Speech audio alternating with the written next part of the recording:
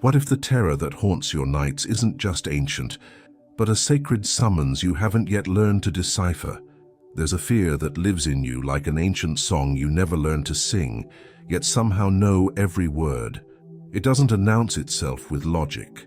It simply is, pulsing beneath your skin like a second heartbeat, whispering warnings about dangers you've never faced. This isn't childhood trauma you can pinpoint on a timeline. This is something that tastes like copper pennies and smells like rain on gravestones you've never visited. Something that makes your chest contract when strangers raise their voices, though you grew up in gentleness. Something that freezes your blood at rolling hills in movies, landscapes that should whisper peace but instead scream run. I also carried a fear that made no sense. For years, I woke with the texture of smoke coating my throat, though fire had never touched my life, until the day I stood on an old battlefield and felt my cells remember what my biography had forgotten. The fear wasn't mine, but it had been living through me, waiting for someone brave enough to finally witness its ancient story. Dr. Rachel Yehuda's epigenetic studies revealed that trauma leaves signatures not just in personal memory, but in the very architecture of our cells. The Holocaust survivors' children carried genetic markers of trauma they never experienced. Their nervous system's inheritance bore witness to horrors their conscious minds had never seen. But this goes deeper than genetics.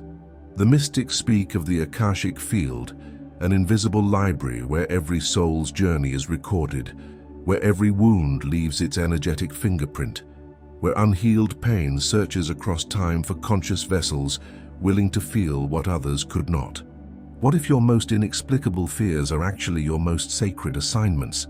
The Akashic field is not poetry, it is quantum consciousness itself, the living internet where every experience across all time streams seeks resolution through awakened hearts.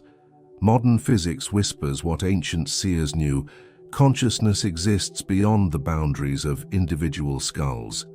Dr. Rupert Sheldrake's morphogenetic field research suggests memory lives in accessible fields, spanning space and time. What wisdom keepers called the Akashic records, quantum researchers now explore as infinite information, connecting all sentient experience. When you carry fears with no personal origin story, you may be downloading trauma stored in this invisible archive. Memories belonging to souls who came before, wounds seeking healing through your willingness to feel. She was drawn to Holocaust museums like iron to magnets, despite having no Jewish heritage. The images didn't just move her, they drowned her in grief so ancient it felt like oceanic memory. Through therapeutic archaeology, she discovered she was carrying genocide's soul signature, not from her bloodline, but as an inherited fragment from humanity's collective unconscious. Her sensitivity wasn't pathology, it was sacred assignment. Jung's collective unconscious points toward this mystery, but the Akashic perspective goes deeper. You may be specifically attuned to certain soul memories, chosen as a translation instrument through which voiceless wounds can finally find their healing voice. The shamanic traditions understand this. Some individuals are born with what they call psychic porosity, the capacity to feel not just personal pain, but collective anguish, seeking resolution through conscious vessels. Your unexplained fears may be your soul's volunteer service for ancestral healing. The soul enlists for what the personality cannot comprehend. The inherited fears don't just visit. They move in, rearrange your emotional furniture, and convince you they've always been the rightful tenants of your inner landscape. These archetypal patterns become invisible tattoos on your unconscious, etched so deeply you mistake them for your authentic nature. The abandonment terror that feels volcanic despite your stable upbringing. The claustrophobia that makes no sense when you've never been trapped. The inexplicable freeze response to authority, even when kindness approaches. It was the grandmother's fear of men, passed not through words, but through the way 3 generations of women unconsciously crossed their arms when masculine energy entered rooms, the way they couldn't hold eye contact with their own gentle fathers. the way their bodies contracted like closing flowers whenever warmth approached from the wrong gender. The inheritance travels through what Dr. Rachel Yehuda calls biological embedding, trauma-altering gene expression in ways that pass to children who never experienced the original wounds.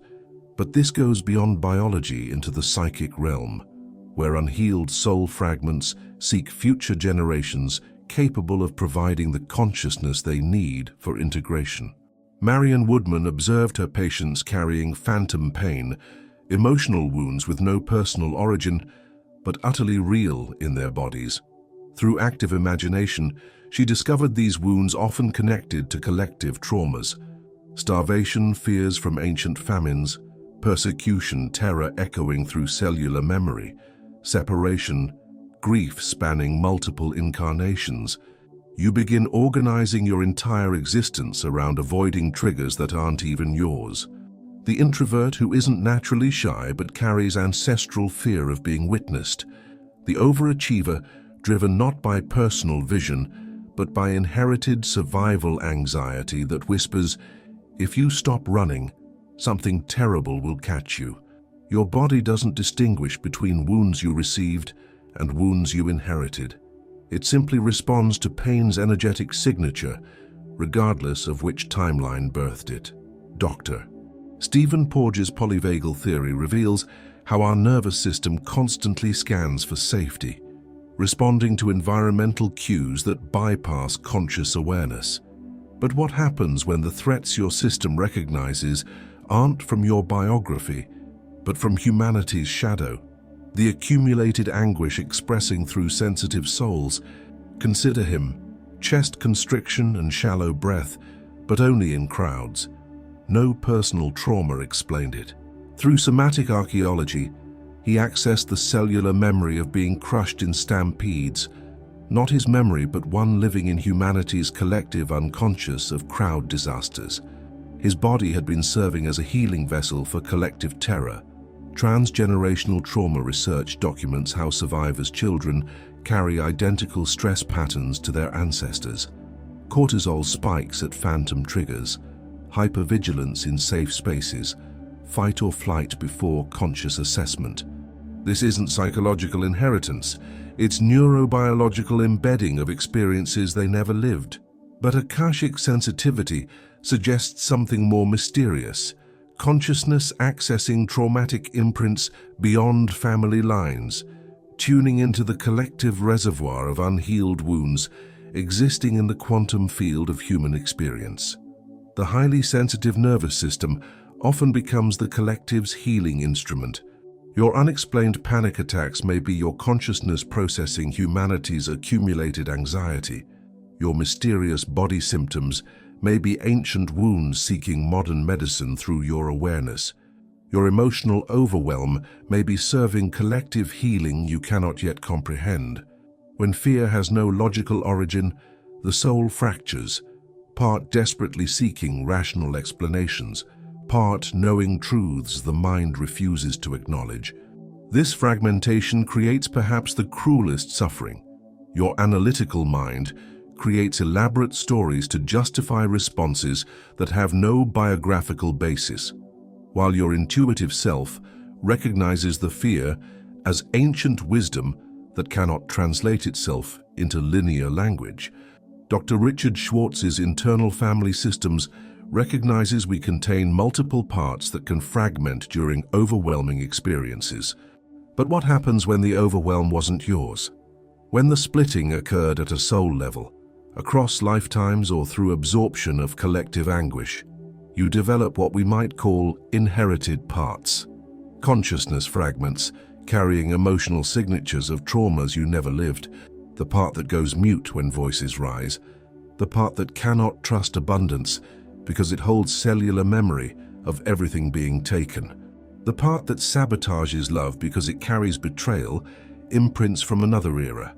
I felt this split myself, the rational mind insisting fears were irrational while the body knew better, the exhaustion of trying to convince yourself you're safe when your cells remember dangers your biography never experienced. The fragmented soul cannot heal through logic alone. Brain imaging reveals fascinating patterns in those carrying unexplained trauma. Amygdala hyperactivation to triggers with no personal significance, while the prefrontal cortex shows confusion patterns, searching desperately for memories that don't exist in personal storage. Healing requires reuniting what was never meant to be separate. The most insidious aspect of inherited fear is how seamlessly it weaves itself into your sense of self until you cannot imagine who you might be without its familiar weight. This is the false self in its most sophisticated disguise, not built from personal wounds but constructed around inherited survival templates. You develop defense systems for attacks you never experienced, hypervigilance for threats existing in other timelines but feeling urgently present. Identity built on borrowed pain becomes a costume you forget you're wearing. He had always been the anticipator of problems, the one who planned for disasters that never came. His anxiety felt like wisdom, his hypervigilance like prudence. Only through deep excavation did he realize he was living his great-grandfather's operating system, a man who lost everything in the Great Depression and never recovered his trust in life's goodness. Donald Winnicott's false self-concept describes children adapting to environmental demands, but with inherited fear, the environmental demand isn't from your actual childhood. It's from the morphic field of ancestral survival strategies. You adapt to historical conditions as if they were current reality. This creates temporal displacement. You're living in the wrong century. Your nervous system calibrated for threats that no longer exist, opportunities that are no longer dangerous, social conditions that have transformed beyond recognition. Was the fear that chose you actually your destiny disguised as pathology? Dr. Gabor Mate's research reveals how inherited patterns drive behaviors that feel like authentic choices but are unconscious attempts to manage ancestral pain. The workaholic driven not by personal ambition, but by inherited survival terror. The people pleaser motivated not by genuine care, but by ancestral abandonment wounds.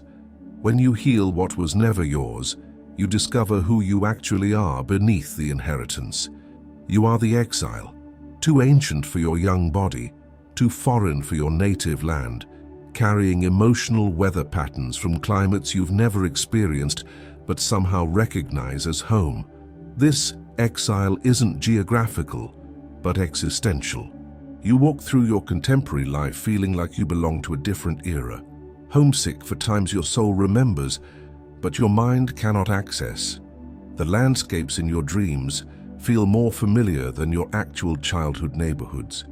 The exile recognizes home in languages they've never learned to speak. Joseph Campbell's research revealed the exile archetype across all cultures, the figure carrying sacred knowledge from other realms, but unable to fully translate it into ordinary language. With inherited trauma, you become an exile from your own timeline, carrying emotional memories from other centuries. She dreamed repeatedly of standing in a burning doorway, unable to choose between safety and retrieving something precious left behind. No fire had ever touched her life, but the dream felt more like cellular memory than imagination.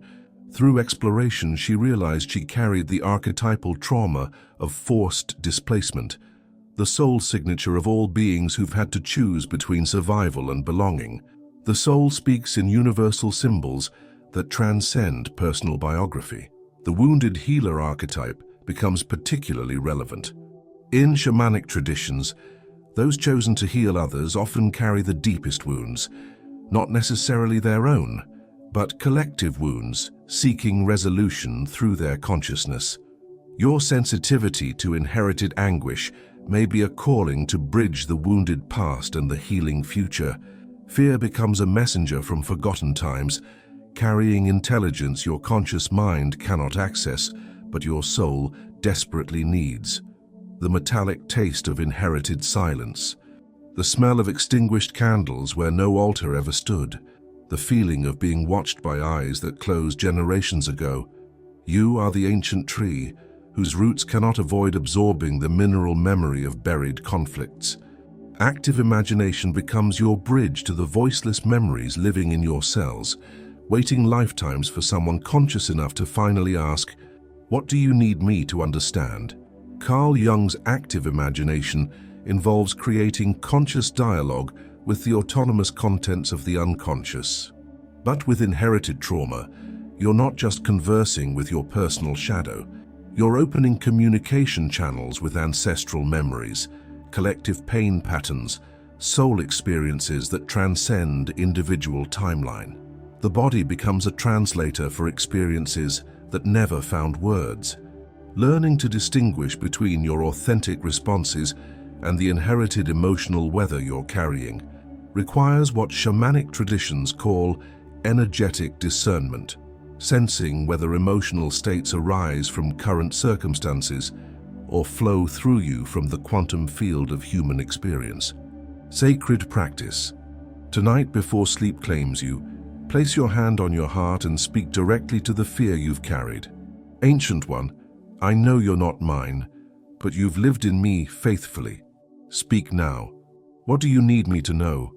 What wound seeks healing through my willingness to feel? Listen not with your mind, but with your cells. The answer may come as sensation, image, or sudden knowing. Trust what arrives. She spent 10 minutes each morning in what she called ancestor listening, sitting quietly and asking her body, what old pain wants to be witnessed today? Sometimes her grandmother's unspoken miscarriage grief, sometimes her great-grandfather's wartime terror. Instead of trying to fix these feelings, she offered conscious awareness as healing presence for pain that had been invisible for generations. Listening becomes a form of ancestral hospice care. Embodied presence, simply being with inherited pain without trying to solve it, provides what these ancient wounds have been seeking: witness. Most inherited trauma exists because the original experience was too overwhelming to be fully felt and integrated. The body remembers how to heal what the mind never learned to hold. The transformation of inherited fear doesn't require elimination. It requires composting ancient terror into fertile soil where authentic courage can finally take root. This is emotional alchemy at its most profound, transmuting the lead of ancestral trauma into the gold of conscious compassion. Fear doesn't disappear. It transforms from unconscious reactivity into conscious sensitivity, from automatic protection into intentional wisdom. The wound becomes the portal through which healing enters the world. The Tibetan practice of Tonglen, breathing in suffering and breathing out relief, provides the perfect framework. Instead of protecting yourself from ancestral pain, you consciously breathe it in. Allow your heart's compassion to transform it, and breathe out healing for all beings carrying similar wounds. After decades of unexplained social anxiety, he finally understood he was carrying his lineage's fear of speaking truth to power. Instead of seeing this as pathology to cure, he recognized it as inherited wisdom about the dangers of visibility. This reframe allowed him to transform anxiety into conscious discernment. He became a powerful advocate for justice, his inherited sensitivity to power dynamics becoming his greatest gift rather than his deepest wound. Inherited fear becomes inherited medicine when consciously embraced. Dr. Gabor Mate's research reveals how many healers are unconsciously driven by inherited trauma to serve others with similar wounds. When this service becomes conscious, when you understand your healing work is simultaneously personal, ancestral, and collective, it transforms from compulsive helping into sacred calling. Conscious suffering interrupts the unconscious transmission of trauma. The neuroplasticity research shows that when you consciously work with inherited patterns, you're potentially healing the templates that would otherwise pass to future generations. Your healing becomes a gift, not just to ancestors, but to descendants not yet born. Sacred practice. When inherited fear arises, instead of resistance, try expansion. Ah, there's my inheritance. There's my sacred assignment. What collective healing wants to happen through my willingness to feel this ancient pain? Let yourself be a conscious conduit rather than an unconscious victim. When you finally stop fighting inherited fear and begin listening to its ancient intelligence, something miraculous occurs. The terror reveals itself as a messenger carrying gifts from the soul realm. This is the most counterintuitive aspect of healing inherited trauma. Freedom comes not from eliminating fear, but from developing conscious relationship with it. Like befriending a wild creature, fear gradually loses its reactive charge when witnessed and understood, rather than resisted and pathologized. Fear as messenger carries intelligence your rational mind cannot access. The shamanic worldview recognizes what Western psychology calls symptoms as spiritual communications. Your inherited abandonment fear might be communicating your soul's extraordinary capacity for loyalty. Your inherited conflict fear might reveal your gift for peacemaking. Your inherited authority fear might signal your calling to serve justice. When you shift from victim consciousness, "Why do I carry this?" to service consciousness, "How does this serve collective healing?" everything transforms. Symptoms become sacred assignments. Sensitivity becomes superpower. She had been terrified of large bodies of water her entire life, despite no aquatic trauma. Through shamanic journey work, she discovered she carried the collective memory of all beings who had drowned in floods, tsunamis, shipwrecks. Instead of personal pathology, she understood her fear as calling to serve water healing and environmental protection. Her terror became her teacher, guiding her towards soul-aligned work. The same sensitivity that makes you vulnerable makes you invaluable. Dr. Elaine Aron's research on highly sensitive persons reveals 20% of the population processes information more deeply. But Akashic sensitivity goes beyond sensory processing. It's the capacity to process emotional and spiritual information from the collective field. True freedom is not fear's absence, but conscious partnership with fear's wisdom. Sometimes the listening reveals that inherited fear is actually inherited love, ancestral protection that trauma distorted, but care originated. The overprotective anxiety becomes conscious caring. The inherited terror transforms into inherited wisdom, consciously applied. Sacred practice. Develop the practice of fear as ally. Regularly ask your inherited fears, "What are you sensing? Is this danger current or historical? How can I honor your protective intelligence while still moving toward what calls my soul?" Transform fear from unconscious controller into conscious advisor. When you finally understand that this ancient terror wasn't your burden but your calling, everything changes.